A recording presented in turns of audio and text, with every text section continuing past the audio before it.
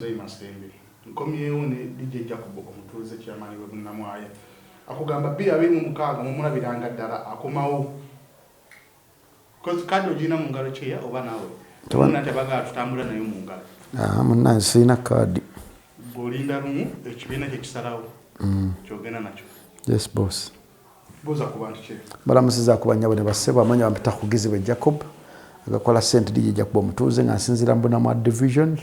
ebyale 15 ebikola Bunnamwaya eno makinde saabagabo otwala 15 byala biri 15 bakansala asatu momu abali anda omu yafa omwana agenda UK yagenda UK amita Shadia yafa amita Sazi Shafiki Allah musasite yali akikirira wabiyinja kati kyasigalawo kikalu yannuma nnyo we bakansala batanvumangako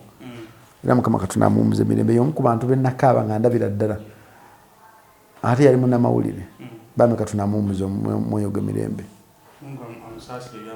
amina kitebe twavuddeyo milioni 2 emu serimbika kumbi etasobola milioni emu kyensobola ekyo mulimu abeesuubiza n'atatuukiriza naye lwaki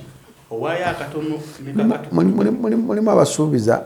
nga sente zijja bakera ku makyo baleetera ebizibu olwo sente zituuka nezesibamu ng'omusajja naye nkubiza buli keesi ngomanyi nti oli eyo bambi supportinga cause naddala ng'ogikkiririzaamu bwe otogikkirizaamu togisupportinga bw'oba ogikkiririzaamu gisupportinga oba oyagala ku Uganda kulaba ku Uganda empya gisupportinga oba toyagala kuyagala ku Uganda empya tosupportinga bino ebintu si bya okuyamba si kukakka era principle ndo zatyatewo kyateeka si kyateeka oliwa kuba oyinza okuba nga tulina busobozi ninga oli osobola mu kyokusupportinga enkyukakyuka mu ngeri omu oba endala yamaani abantu basonde sente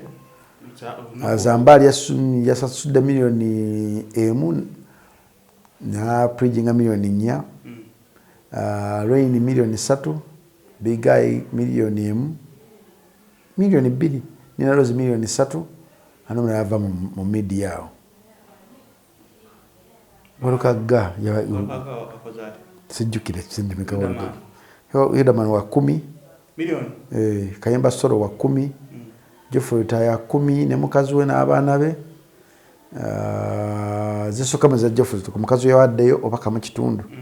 nena wayo 10 n'abaana be anomna yava mu entertainment yao ano mulalawo Mr. Mosh shamulabyeko tiyabaddeyo isijja kulimba okuwayiriza Mosh tiyabadde ayinza okubanga yawaddeyo naye nga tiyabadde njogera ku bantu abayogedde n'omuzindaalo egundi yawadde milioni 2 agenda kwesimba mu kifo ky'amasembe sibitoka cash Cash. Agala kalulu alina okunonya kadi. So kwegamba tuli awo mpola ekitwaliriza. Era ebintu bya ekisinga okuneewunyisa. Kadi mwana gizigira kuleta abantu okukyawa Bende kadi kya sitegera kiri ku kadi ekyo. Walabe ku kyagundi. Chairman Nyanzi. Narrative okweyoza okwabadde mu kibiina bira biva ku kadi naye bataddewo akakiiko bw'olina okwemulugunyako okukola video ku TikTok oba ku Facebook wandikira akakiiko agamba bannange omuntu watunawatuma ABCD dana okwata video no recordinga naye n'okubeera ng'olina obujulizi either recording oba video anything ekiriko obujulizi. Latif kyakoze kiina amakulu buli muntu alina engeri gya expressingamu busungu bwe ate ebiseera ebisinga obungi mu Uganda tulina maintenance omuntu woyogerako tekiwa nnyo makulu omuntu obekalakasa kiwa nnyo amakulu so ekya Latif kya haminze call eyaleetedde okuba nti eteekebwawo akakiiko bantu bannyo bali balina okwemulugunya mu zikaadi za nuupu naffe tulina abantu betumanyi be bagamba nti bazigula dda bo balinza ziwa era nagenda n'okutuukira president so yagamba kadi yange njina wali mu motoka ntambula nayo mulimu abiyogera awo yena password kadi banaziga kadi bla bla yagala bigambo bingi but end of the day to chat wali wakakiiko boyino kwemulugunya waliwo omuntu akugayagala kuguza kadi genda wabi reporting statement ya Bobi Wine eno yabadde yanukula Bebe Cool yayogera oba yabadde ayogera ebi Museveni akwisiza ebipande ate ndaba eno ku account waliyo miliyoni 2 Ssenyonya ngamba tugende twewandiise ate nze ndaba wetwase tekwisiza ebipande ngenda bannerabisa nensalawo sente zikwate zikubemu ebipande abantu bage yabadde agegenya Bebe Cool yayogera wano ngu onaguze emmotoka ziwena ngaba nzimbe yada kuwulira reality gye yayitamu ng'omukulembeze lwaki mwagegenyeza Bebe Cool nga tene yabadde akuwulira reality anti waliwo reality eri machuwa ne reality eri kiddish tosobola macha kuŋŋamba nti reality ebbiri zonna zifaanagana mulimu reality y'ekoozi y'okukyusa eggwanga ne mubamu reality y'okwesanyusa ng'omuntu omukazi agamba zimba ennyumba gw'ogamba oli mu competition n'omuntu yazimba dde ennyumba lwakuba nga aleese emmotoka empya nawe yagala kweta mmotoka mpya n'ogenda n'ogula hama ate hama ne bakufera ogwasooka n'ogenda mu gw'okubiri so ezo reality zombiriri zonna mukulu mu bulamu bw'abantu ab'enjawulo Bebe Cool ye bimusanyusa byebyo oli reality ye yansi yonna kati so ziwenga mulimu eri kiddish ne mubamu eri machuwa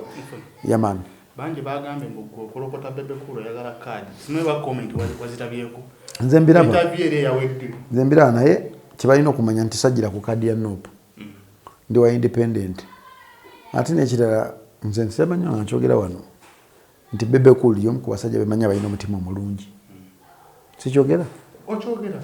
naye Bebe Cool mulungi nnyo nga asirise tali mutuwa ya albamu ye naye senga albamu ye yabadde East African Bashment ogamba ko tuwe gyakoze gyali mukola yandibadde yamba album naye album eri global weba ebikolebwa mu global bingi tebitumya Africa yokka nti promotion gyogenda okukola eri expensive ya bay so anyway katumusabira album ye album it's okay naye kyolina okuba omanya nti album enegoyinga international oba eri universal oba eri global tosobola gitandikira mu nsi olwedde erinako akantu kekumanyika akatini olina gitandikira mu nsi ziri ennene ezivamu music ne Nigeria tosobola kupromotingira bino ebira bagamba simanyi Nigeria tosobola kera matagenda kukolayo show e Nigeria tosobola genda kera macha n'okolayo show e Nigeria teri muyimbi omunayuganda asobola okuva wano n'amukolera ekivulu okujja ng'ekivulu oba show gy'agenza okukolawo either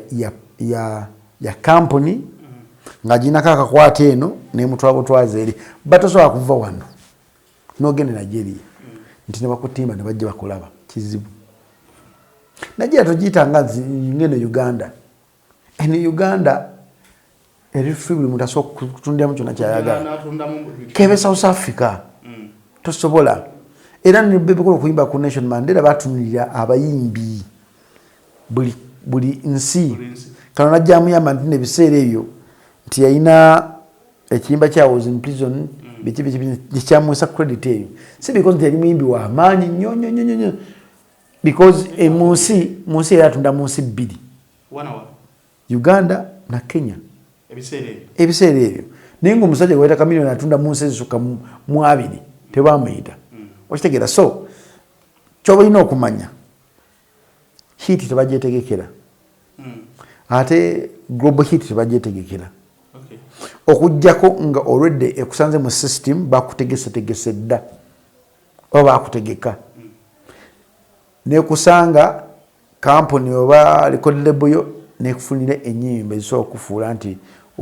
ocrossinga internationally naye tosobola kirama kyakuva eno noga nti ngenda kwetegekera hit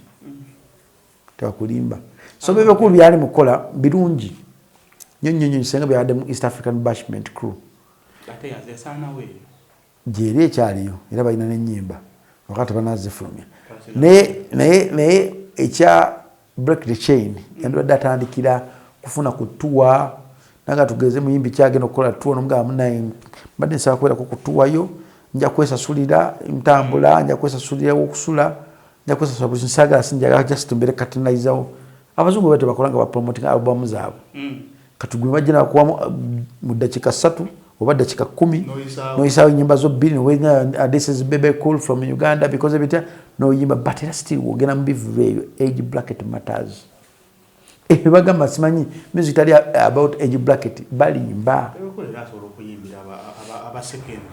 tetuganya so okuyimbira aba secondary because wakabi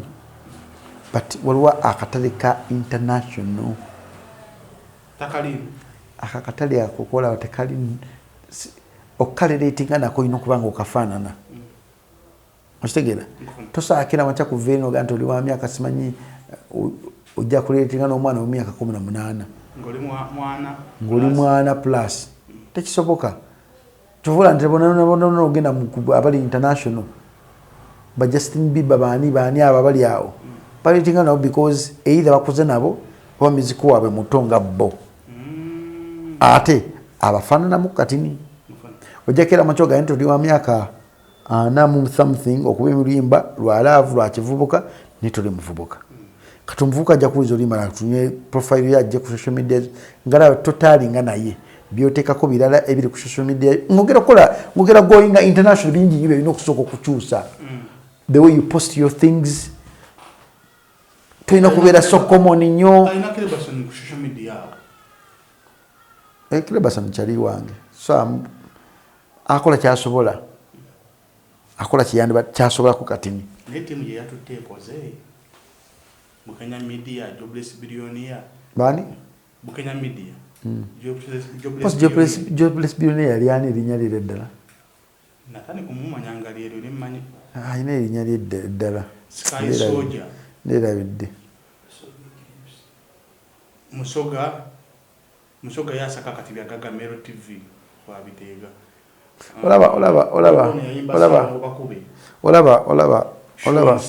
olaba Diamond Platinum alina ba agent mu mabaala ku TV ne ku radio okitegera naye ekibuzo kiri nti Tanzania waliwo omuntu akuba music wa Bebe Cool oba Kenya Rwanda ayinza okuba nga azanya ne Kenya tazanya kati break tekina ayinza okuba nga azanya kati because agenze nakolayo ne wana avaayo nga naye avaayo amugoberera ku mugongo because talerating na kigenda maaso sawa zina katale ka Kenya kakyuka kalimu gospel mungi kyova ne ba Red Sun gye bali bayimba ne tebe kya crossinga buga Red Sun International Fly International oba Professor J oba bametale ba Mr Blue oba just bakula ne bawumula music ne bamwesonyo bakiriza amazima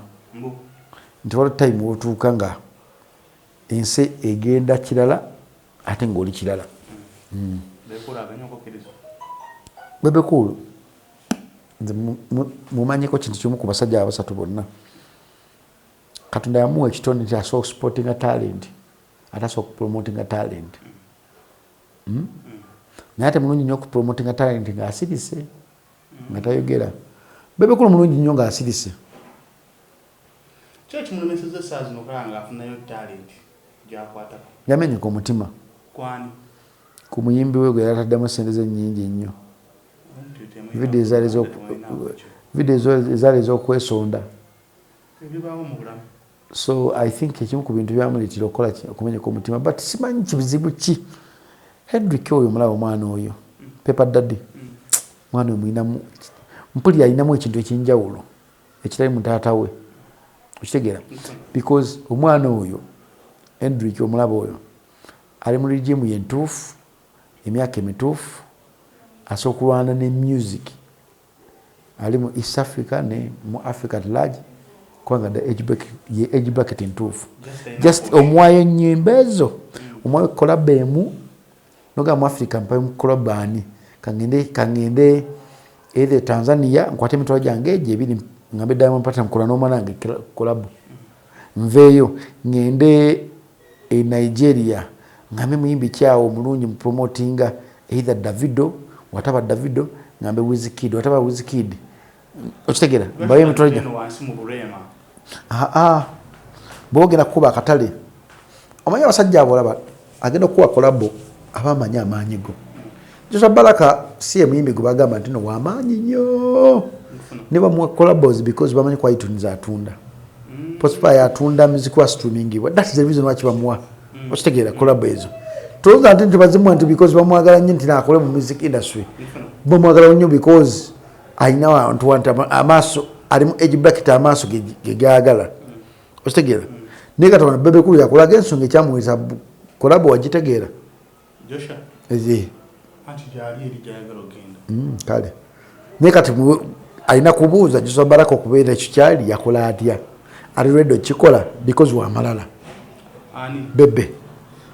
tali si muntu wakera machagamba nti najja gendera wansi w'engatto z'omuntu ni waliwo bali ba global stars oyo local star waliwo bali ba global stars nga newava wano nowajja mu Uganda enzija ejja kubeera njawufu bajja mu chopa bamwe business killer nesente nga njawufu is a good artist kwe tulina mu Uganda is a greatest kwe tulina mu Uganda but I know kukiza mazima to this what we call time. Enough is enough and time does not go back kamino nchali mukola echacha anti yasazo Uganda ka Yesu nojiyimba yimbamu ajaba yimbiranga nga 5 ogwomwenda kasoka asasani mu nsenda leno neta kyayinza neta takyayinza time ya jina kamiliyoni kati kugwabala abasajja basatu kamiliyoni